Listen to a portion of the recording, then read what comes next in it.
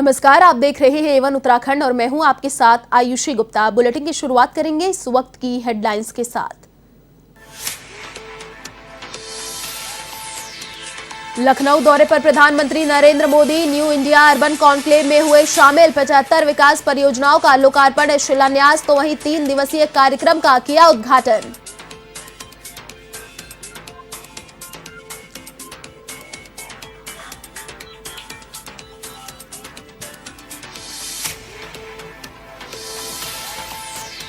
CM बनने के बाद पहली बार पुष्कर सिंह धामी पहुंचे केदारनाथ। बाबा केदारनाथ के दर्शन के बाद पुनर्निर्माण कार्यों का किया निरीक्षण। पीएम मोदी 7 अक्टूबर को आ सकते हैं उत्तराखंड।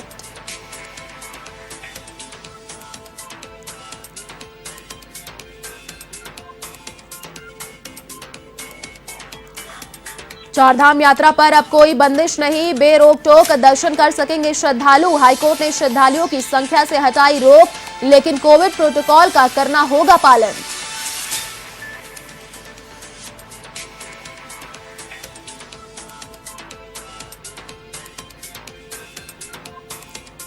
देहरादून में पूर्व मुख्यमंत्री हरीश रावत ने साधा भाजपा सरकार पर निशाना। कहा, देश में लोकतंत्र की हत्या की हो रही कोशिश। उत्तराखंड में रासुका की अवधि बढ़ाने की निंदा की।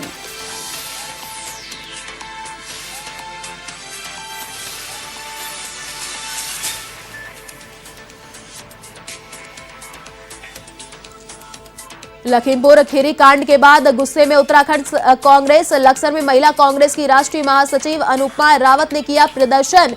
सैकड़ों कार्यकर्ताओं के साथ निकाला मौन मार्च।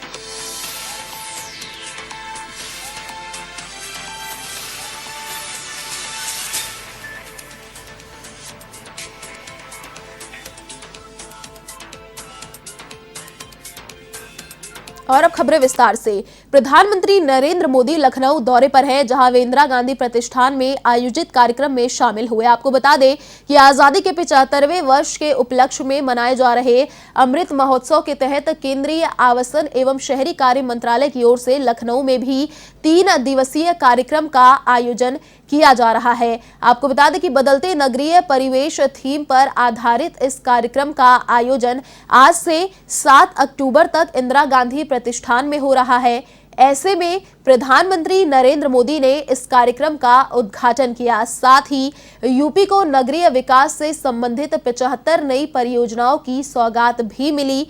इसके अलावा प्रदेश के नगर विकास विभाग की ओर से भी लगाई गई प्रदर्शनी का पीएम मोदी ने अवलोकन किया। इस प्रदर्शनी में प्रदेश के सभी शहरों में हुए विकास कार्यों का प्रदर्शन किया गया। वहीं इसके बाद पीएम ने 75,000 लाभार्थियों को वर्चुअली अपने आवास की चाबी सौंपी।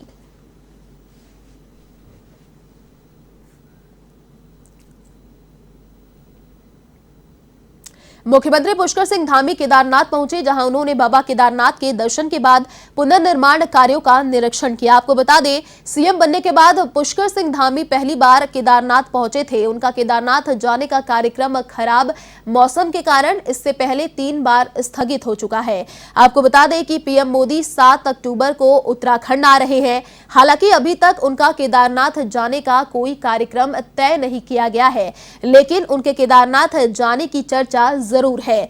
पीएम ऋषिकेश स्थित अखिल भारतीय आयुर्विज्ञान संस्थान में ऑक्सीजन प्लांट के उद्घाटन के कार्यक्रम में शामिल होंगे।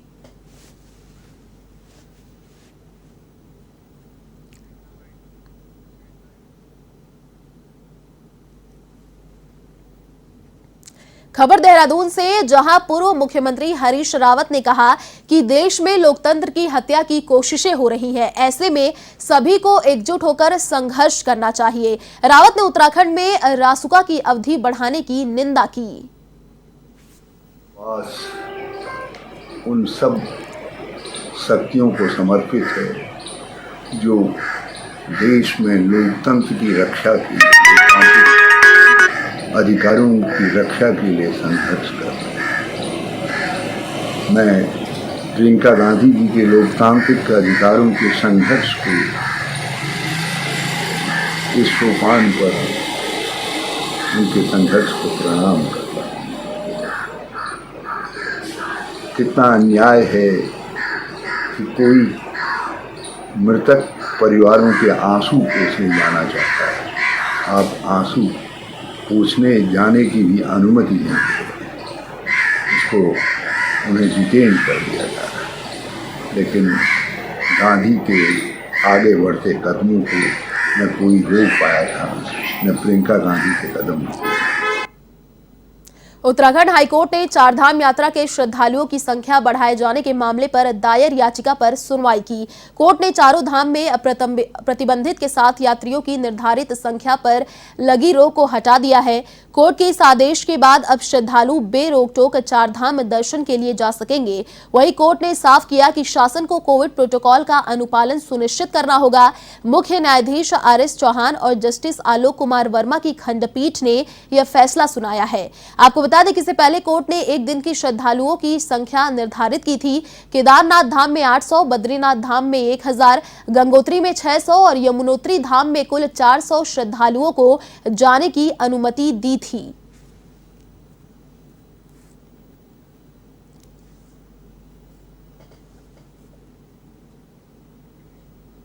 हाईकोर्ट द्वारा चारधाम यात्रियों की सीमित संख्या के मामले में दिए गए आदेश पर कांग्रेस के प्रदेश अध्यक्ष गणेश गोदियाल का कहना है कि कांग्रेस शुरुआत से ही सरकार से इस मामले में मजबूत पैरवी की बात कर रही थी, लेकिन सरकार ने कमजोर पैरवी की, जिसके चलते बहुत देर से चारधाम यात्रा की शुरुआत हुई। लेकिन अब हाईकोर्ट का बहुत बहुत धन्यवाद, जिन्होंने सीमित संख्या को खत्म कर दिया। अब देश भर के श्रद्धालु चारधाम क्षेत्रों में दर्शन कर सकते हैं।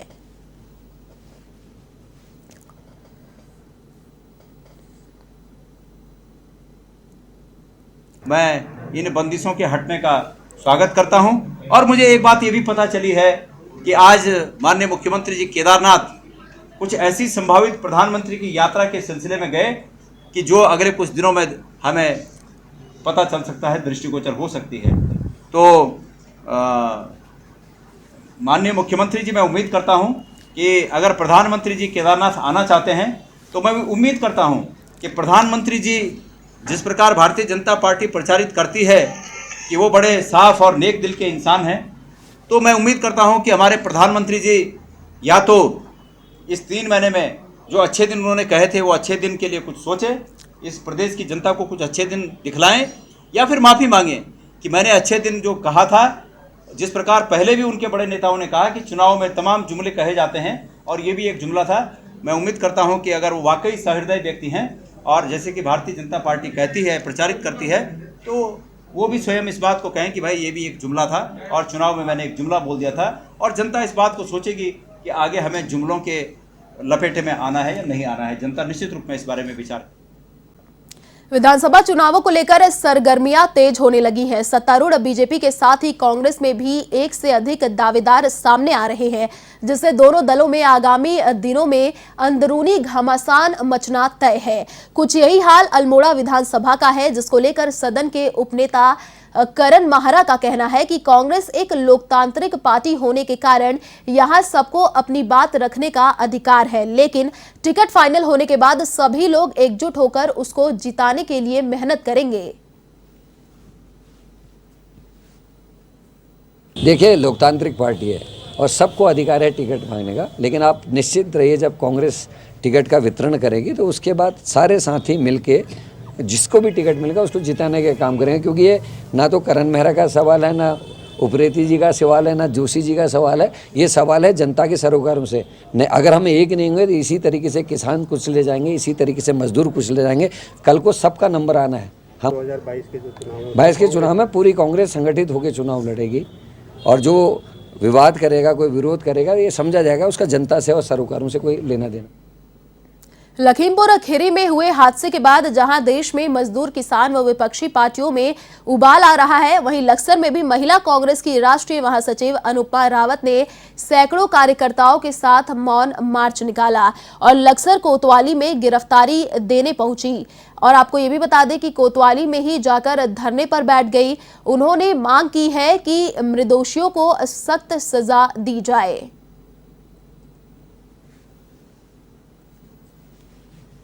इतिहास में और बहुत ही शर्मनाक घटना, खुला नरसंहार देखा। एक तरफ तो हम किसानों को अन्नदाता कहते हैं, लेकिन आज वहीं पर भाजपा सरकार में और उत्तर प्रदेश में जहां भाजपा की सरकार है और भारत सरकार के ही मंत्री और उनके परिवार का ये कृत्य सामने आया, जिसमें साफ तौर पे देखा गया कि हमारे किसान भाइयों को जो कि शांतिपूर्वक अपना प्रदर्शन कर रहे थे, उनके ऊपर गाड़ी चला दी गई, उनको मौत के घाट उतार दिया गया। ये कैसा किन सिद्धांतों पर चल रहे हैं?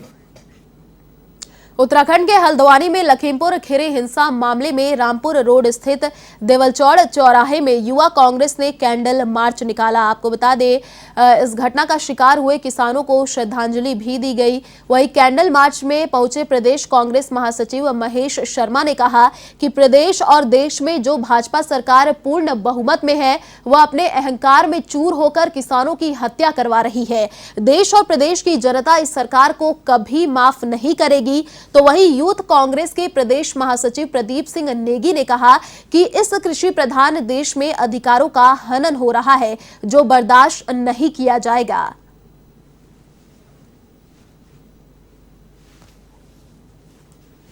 देखिए, भारतीय जनता पार्टी सरकार जो है, चाहे वो राज्य की हो, चाहे केंद्र की हो, चाहे उत्तर प्रदेश की हो, वो प्रचंड बहुमत उनके पास जो पहली बार मिल गया था, उससे वो अंधे बहरे हो चुके हैं। उनको किसी का दुख दर्द दिखाई नहीं दे रहा, उनको किसानों का दुख दर्द नहीं दिखाई दे रहा।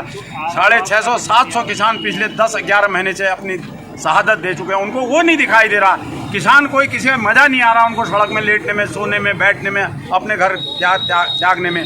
आज जो केंद्रीय मंत्री के बेटे ने जो कृत्य किया है, जो किसानों को रौंदा है, वो कोई अप्रत्याशित घटना नहीं थी। आज से 4 दिन पहले जो मंत्री जी ने बयान दिया था, वो सब। उत्तराखंड के रानीखेत में राजकीय चिकित्सालय में कांग्रेस कार्यकर्ताओं ने ब्लॉक प्रमुख हीरा रावत के नेतृत्व में धरना प्रदर्शन किया।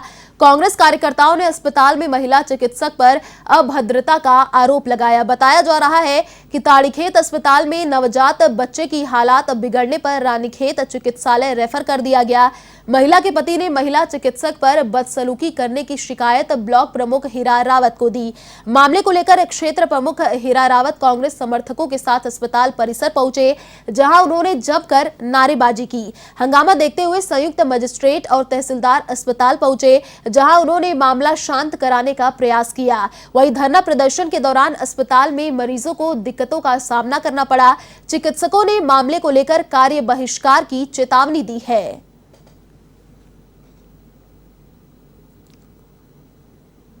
किसी को भी लेके आते हैं तो एक रेफर सेंटर बना दिया जाता है। कल ही यहाँ पे एक गर्भवती महिला आई, जिसका ताड़ीखेत में बच्चा पैदा हुआ था, और उसके बाद उस बच्चे को यहाँ लेके आए तो इन्होंने 2700 का एक इंजेक्शन लगाया उस पर, और उसके बाद भी उसकी तबीयत खराब हो गई।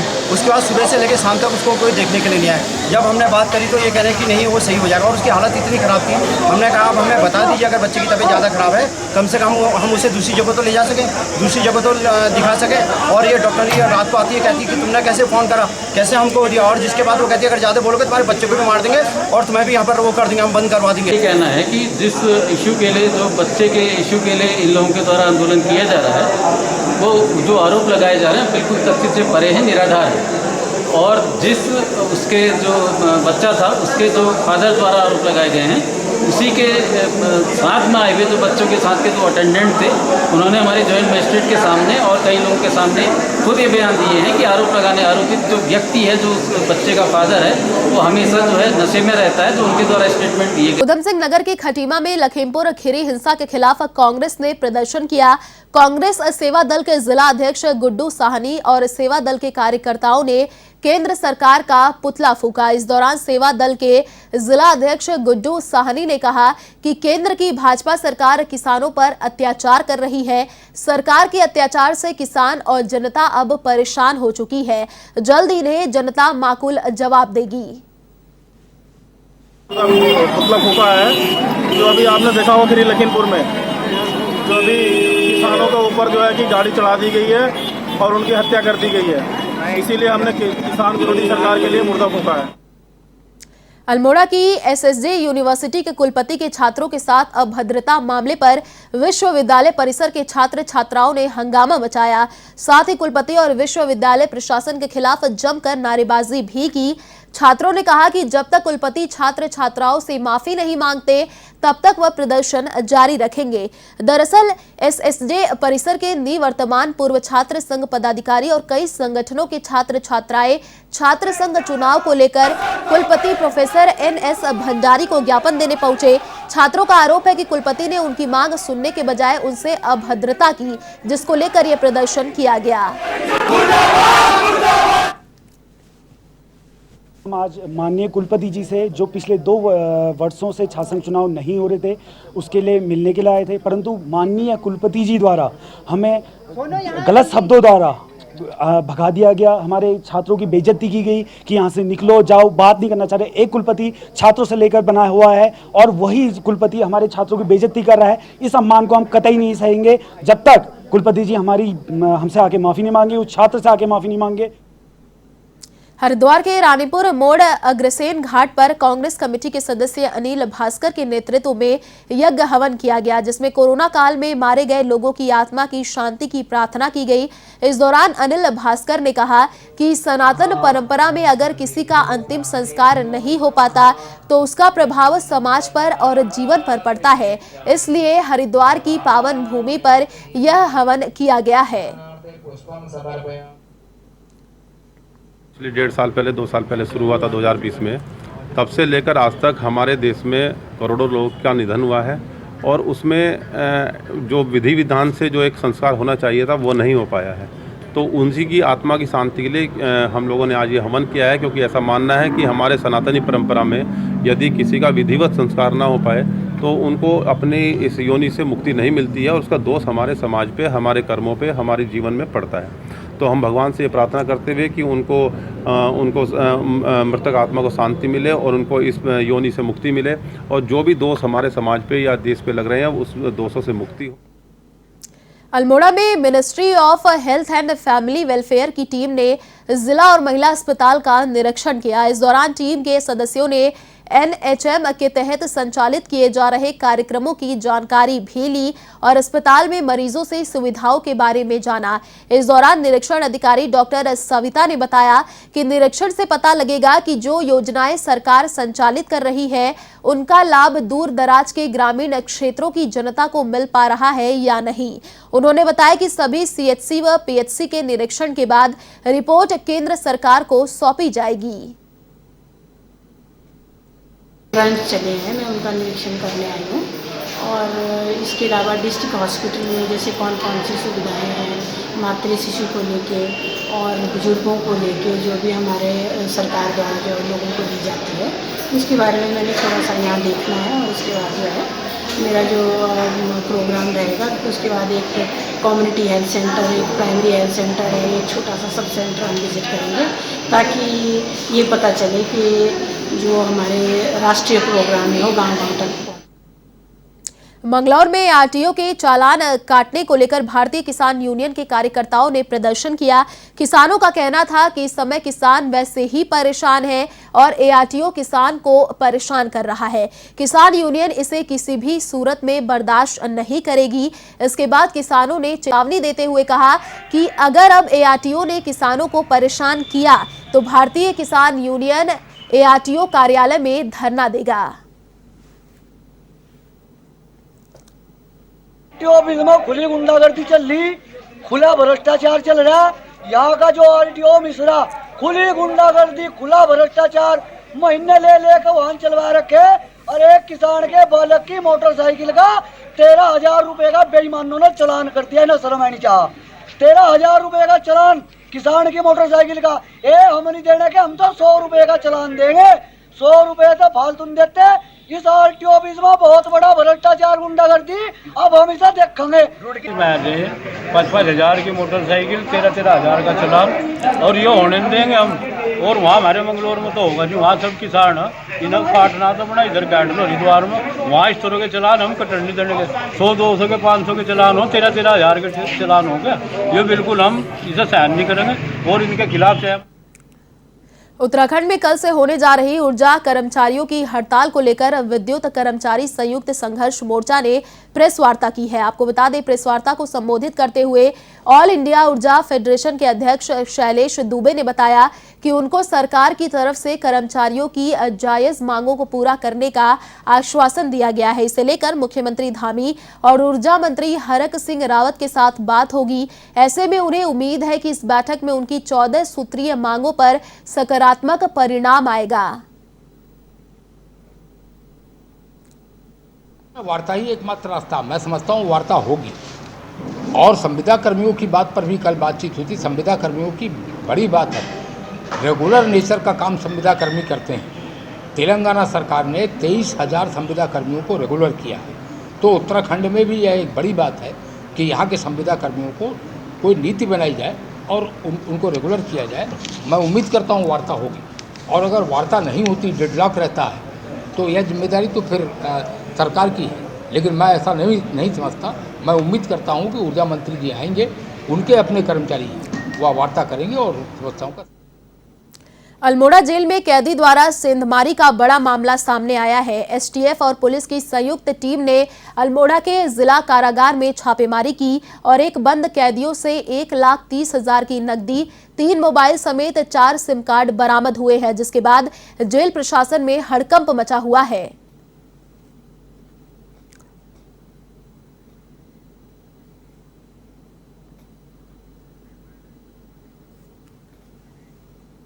हरिद्वार पुलिस और एसटीएफ देहरादून के संयुक्त टीम के हत्थे कलीम गैंग के 4 शूटर चढ़ गए, जिन्हें आपको बता दें बहारादाबाद से गिरफ्तार किया गया है। जानकारी के मुताबिक कुख्यात अपराधी कलीम के जिला कारागार से अपने गैंग के सदस्यों के साथ निरंतर संपर्क होने की पुख्ता जानकारी मिल रही थी, जिसको लेकर वरिष्ठ पुलिस अधीक्षक और एसटीएफ ने यह बड़ी कार्रवाई की है।